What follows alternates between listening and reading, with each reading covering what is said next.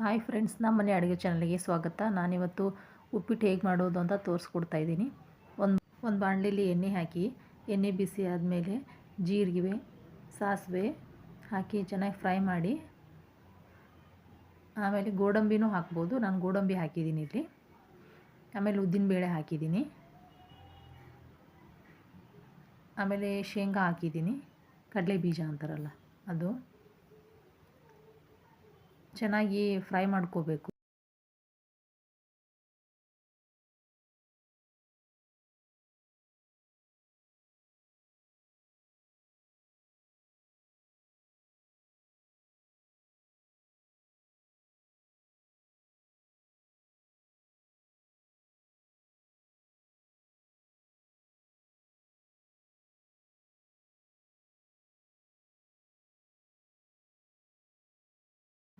ಎಣ್ಣೆಲೆಲ್ಲ fry ಆದಮೇಲೆ ಈರುಳ್ಳಿ ಹಾಕೋತೀನಿ.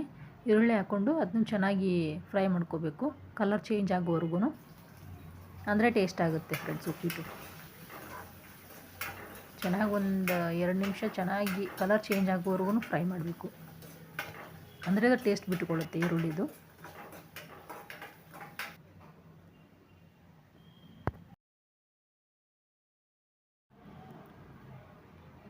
ಈರುಳ್ಳಿ ಫ್ರೈ ಆದಮೇಲೆ ಟೊಮೆಟೊ ಹಾಕೋತೀನಿ. ಟೊಮೆಟೊನು ಚೆನ್ನಾಗಿ ಫ್ರೈ ಮಾಡ್ಕೋತೀನಿ.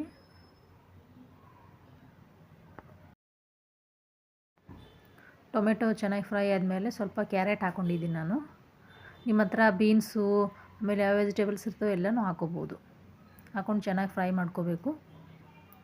ತರಕಾರಿಗಳು ಎಷ್ಟು ಚೆನ್ನಾಗಿ ಫ್ರೈ ಆಗ್ತವೆ ಅಷ್ಟು ಚೆನ್ನಾಗಿ ಟೇಸ್ಟ್ ಬಿಟ್ಟುಕೊಳ್ಳುತ್ತೆ ಉಪ್ಪಿಟ್ಟು, ಚೆನ್ನಾಗಾಗುತ್ತೆ.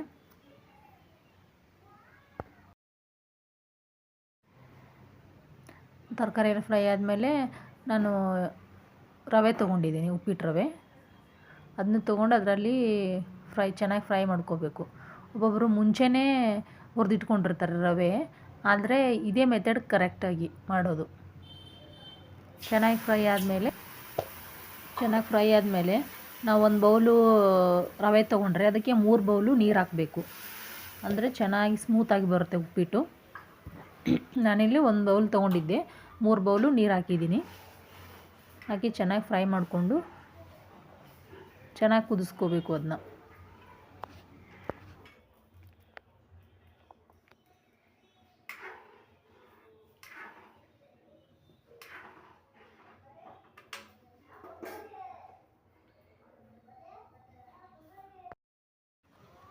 ಉಪ್ಪಿಟ್ಟು ಚೆನ್ನಾಗಿ ಕುದೀತಾ ಐತೆ. ಇವಾಗ ನಾನು ಸಾಲ್ಟ್ ಹಾಕ್ತೀನಿ. ನಿಮಗೆ ರುಚಿಗೆ ತಕ್ಕಷ್ಟು ಸಾಲ್ಟ್ ಹಾಕ್ಕೋಬೇಕು. ಹಾಕಿ ಚೆನ್ನಾಗಿ ಒಂದು ಸಾರಿ ಮಿಕ್ಸ್ ಮಾಡಬೇಕು. ಗ್ಯಾಸು ಮೀಡಿಯಮ್ ಫ್ಲೇಮಲ್ಲೇ ಇಟ್ಕೋಬೇಕು ಫ್ರೆಂಡ್ಸ್, ಅಂದರೆ ಚೆನ್ನಾಗಿ ಸ್ಮೂತಾಗಿಯೇ ಕುದಿಯುತ್ತೆ ಅದು.